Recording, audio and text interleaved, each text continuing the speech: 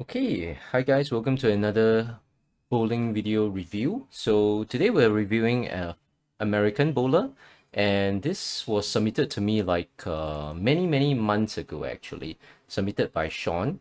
Let me try and pronounce his last name. Okay, let me try this out of the way.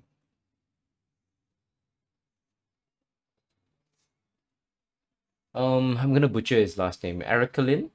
Shaun Arakelian. So submitted by Shaun Arakelian many months ago. So Shaun, I forgot what he mentioned, whether he was a beginner two-hander or not. But I think he's only been bowling two-handed for a few months. So let's look at Shaun's form first.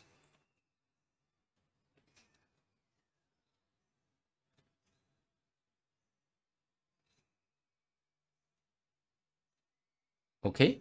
So it still looks a little bit awkward, but he gets a strike here. The ball still curves pretty nice.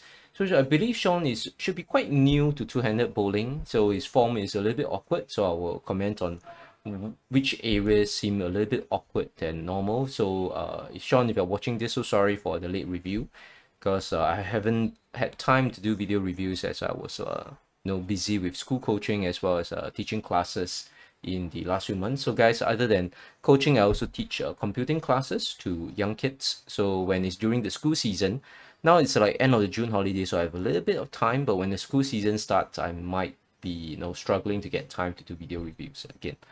So let's start with what is good about Shaun's form. So I'm just gonna play Shaun's video as we look at it. Maybe I can do a little bit this way.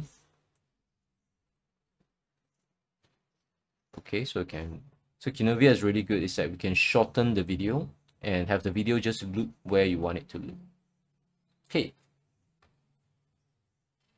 Okay, then we're gonna shorten the last part as well, so that then you will loop okay from here. So just loop this part. Okay, so let's start from the good. Okay, so Shaun doesn't seem to have like a lot of formal training in bowling, but even despite that, right, despite his no awkward finishing position, his balance is generally actually pretty good. Despite lack of a very traditional finishing position, later I'll comment on it. Then he has this push from the bowling ball on his downswing. So if you see here, as he goes into this, he has a push here. So let's zoom in. So as it goes in, pushes the ball downswing. Yep. So it pushes. You can see that it's very obvious when I just start from here, right? He pushes the ball onto the lane. So he doesn't really swing. He instead, like, he has this bent backswing and he just pushes it, projects it onto the lane. So he has this push. The push is actually good because it helps him to increase his ball speed a little bit, and it helps him to project the ball further down the lane. But obviously this is not, I mean, it's not ideal, but the fact that he pushes the ball forward is actually still good. The third one is that Shaun actually has a skip step. So if you see from the third, he skips and he plants. Okay, so we talk about the plant later, but he has he's by default, through trying to get used to two-handed himself, he already has a skip step, right? From here he takes his third, then he skips, and then he gets his last step rather than a slide, and he releases. So the skip step is actually good for quite a few two-handed bowlers.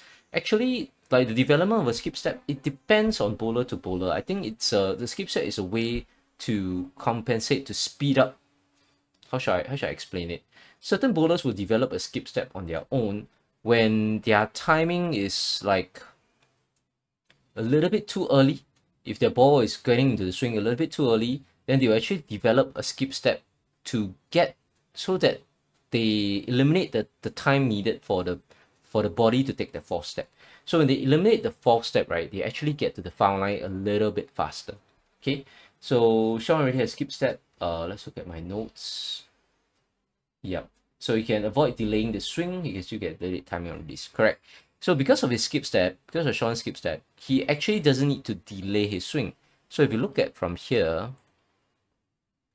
right? He can actually straight away go into the push, or the top of his backswing, he can go into the push. So he doesn't need to hold back. It doesn't need to like hold back on his swing. Unlike some bowlers that I've actually seen, I myself included, sometimes I have this subconscious holding back of my swing because I want to delay the ball a little bit later.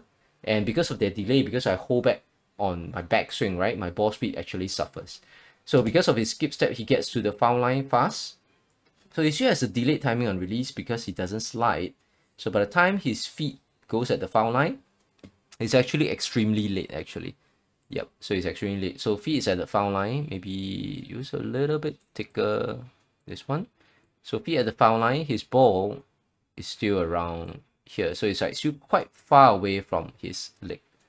So actually his ball is a bit too late rather than delayed. But that's because it doesn't slide. If it slides, then it would be traditional timing, I believe, right? So these are the good ones, that his balance is still pretty good. The push of his bowling ball is beneficial, and he already has a skip step, so he doesn't need to be trained to learn the skip step on his own. Okay, so now let's talk about what Shaun can work on. First thing is that his ball speed is about, as you can see in the top right hand corner here where my mouse is trying to circle. He's I've measured it earlier, his ball speed is about 23-24 kilometers per hour, which is actually decent. So like the earlier video review that I just that I posted maybe a few days ago, or 1 or 2 days ago, it's about Basil, right, a local one-handed bowler. His ball speed is also about 24 kilometers per hour, but I say his form is actually pretty good. It doesn't need to improve much further. Okay, so in this case, 23-24 per hour though, for a two-hander is a bit on the lower end. Generally for two-handers, it will be good if you can get to the pro level of ball speed, like about 26-27 kilometers per hour. Reason is that two-handers generally we generate a lot more ref rate, and because the ref rate is so much higher, in order to get the ball far enough down the lane, we actually need that ball speed. So if you have a higher ball speed, you'll find that you can generally score a bit higher as a two-hander. And the higher your ball speed, generally the more kinetic energy your ball has, and when it hits the pins are gonna fly more. So you have a higher strike rate. Okay, so yes, his ball speed can be improved. We'll talk about how to like improve his ball speed later on. So first he has to work on his finishing position. So you can see here as Shaun releases, his finishing position is a little bit awkward. So let's break it down why it's awkward. Okay, so I'm gonna use red here. So he has good knee bend, so this is good. His trailing leg can be further to the left a little bit. So his trailing leg is a bit up, but it's a bit too centered on the body. So like it will be better for him if his trailing leg is a little bit further to the left. His upper body is tilted a little bit to the right, which is good. So he makes space for his swing, which is right here. So make space for the swing here. Okay. But his shoulder, if you look at his shoulder, this is actually not ideal. Ideally, his right shoulder should be down.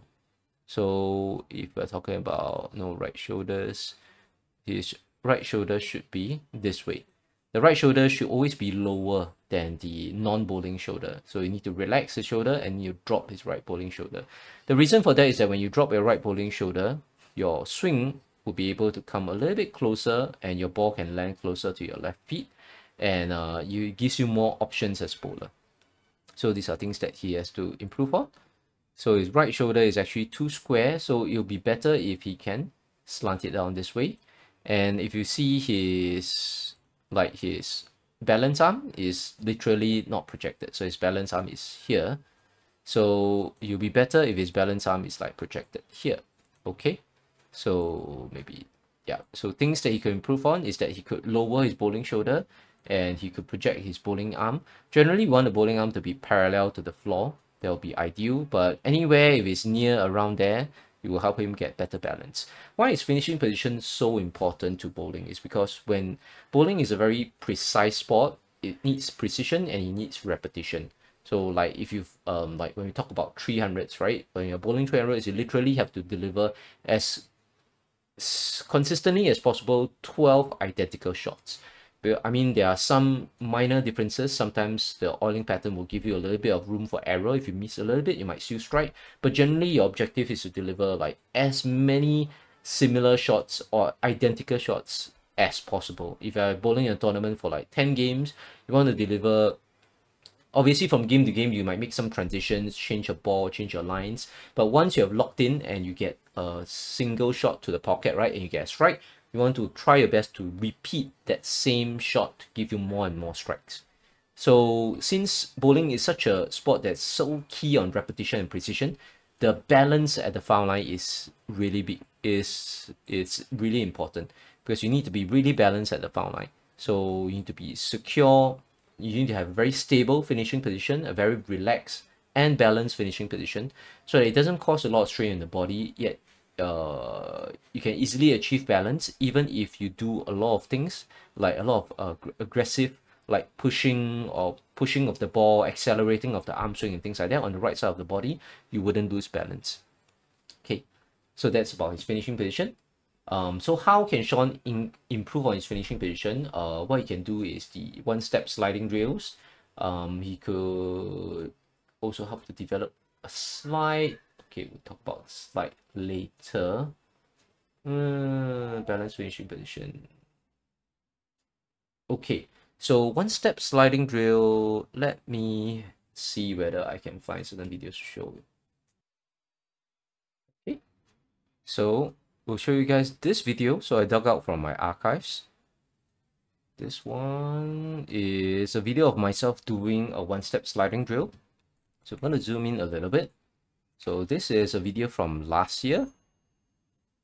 Okay, so as this video plays on loop, you see that I'm doing what we call a one-step sliding drill. So basically what you want to do is you want to take up your position here, have your left feet slightly in front of the right. If you notice that I open up my hips, so certain good habits I keep is that I open up my hips to allow my ball to swing a little bit better through. And basically, yeah, so my left shoe is slightly in front of my right shoe. And what I'm going to do is I'm going to start swinging the ball.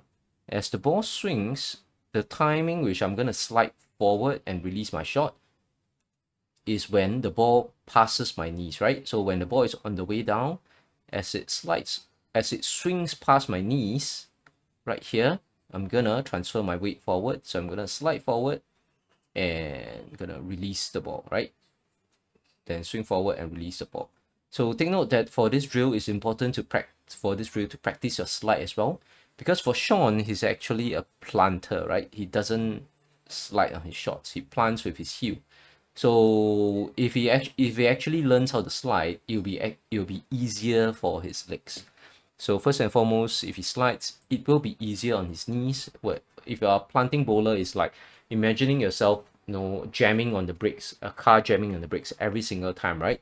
Then you're using your heels to stop your running momentum on every single bowling shot, so it puts a lot of strain on your knees. So being able to slide makes it a lot better on your knees, and it also helps to transfer the momentum from your body into the ball, because as you're sliding, you're like transferring the momentum into your ball. Then obviously your slide will stop, like it stops before the ball comes down into the release. So it helps. So the slide not only makes it easier, gentler on your knees, it also helps to transfer your body momentum into the bowling shot. Okay, so again, just take a position here. In key notes when you do the sliding drill is make sure your knees are bent, stay low, your body is bent as well, because you want to think of this as the position whereby you're going into your power step into the slide. So generally when we're going to the power step, our body is generally at a pretty low position, so you don't want to like stay up high. You want to keep yourself as low as you can. Then once the ball swings past the knees here, then you're just gonna slide forward with your sliding foot and deliver the shot. So I'm gonna play it one more time. Yep, so this is the sliding drill. So for bowlers like Shaun to improve on their finishing position, so take note also that you can see that after I deliver my shot, I maintain as good a finishing position as I possibly can.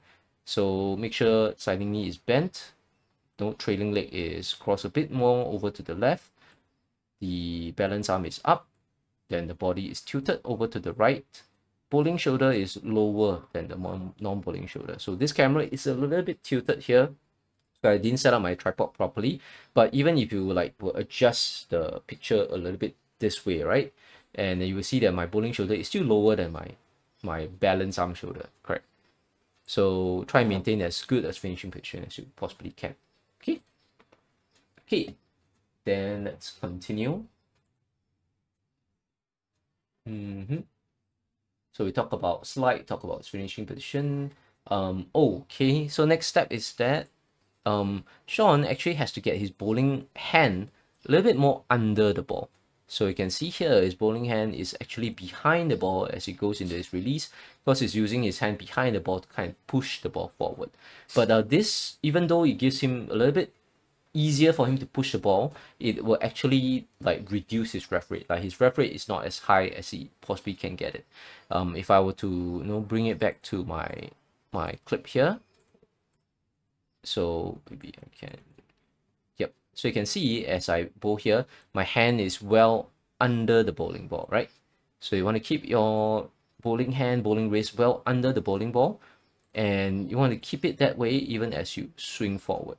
So if as you swing forward, you want to keep your hand right under the bowling ball as well as you can. In this case, I actually I originally keep it under, then as I release, my hand will go up behind the bowling ball and roll the ball onto the lane.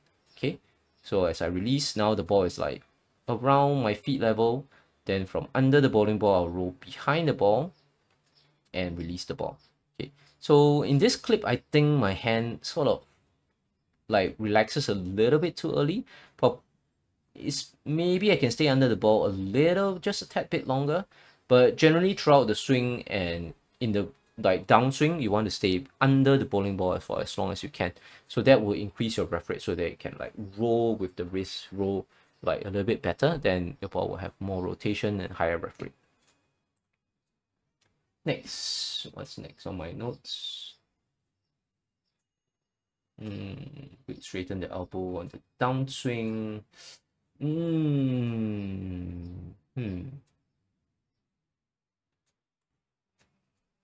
Okay, so for Shaun, he actually keeps his elbow bent a little bit too much on the downswing. So you can see here his elbow. Reverse a little bit. So his elbow, nope. Okay, again. So his elbow here is way bent into his downswing, right? So even as he goes into the downswing, the elbow is still bent. It eventually straightens, but it straightens really, really late, right? Like even when he's releasing the ball, his elbow is still a little bit bent, and he only straightens his elbow as he pushes the ball like beyond his feet. So now the ball is way beyond his feet, then he straightens his elbow. So his elbow is straightening like a little bit too late. So ideally, he wants to straighten the elbow a bit earlier. So I myself, I'm not really good at doing this. So I've actually like dug out a clip of Belmo during in slow-mo, side view of Belmo in slow motion during one of the US Open, as you can see on the background here. So I'm gonna play this clip. So this is already in slow motion, so Belmo does it really quickly. So notice when Belmo does his upswing and backswing, right, his elbow is actually bent. So I'm gonna pause it here. So notice when Belmo is in his backswing, his elbow is bent. So he's very famous for having a bent backswing. But he actually straightens his elbow way earlier, right? Like as he starts his downswing, as his ball gets into the downswing. So I'm gonna forward this. You can see his elbow actually straightens as he goes into the downswing. So from here, when he's high up, as he goes lower, his elbow actually straightens.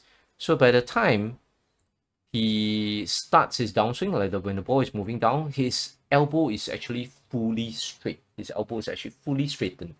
So fully straightened, so this gives him the advantage of maximizing his arm swing length. So he has the longest arm swing that he possibly can achieve with his body. And the longer your arm swing, the easier it is to project the ball further down the lane. Because generally, if you have a larger radius, right? Let's say imagine if this is his swing path. Maybe I can draw a little bit from here. Like imagine if this is his swing path. If I can move it. Nope, can't move it here. Like this is swing path. The larger the radius, the faster his ball will go forward when he releases it. right, the more his ball can go forward. So you want to maximize, straighten your arm as much as you can when starting the downswing. So Shaun can actually improve this way. That means by straightening his elbow in his backswing, straightening his elbow in his downswing before the ball goes into the downswing. So notice that as Belmo goes, he actually straightens his elbow, and then as he goes into the downswing, his elbow is perfectly straight, and he cradles the ball, stays under the ball. Now this is a really good pick.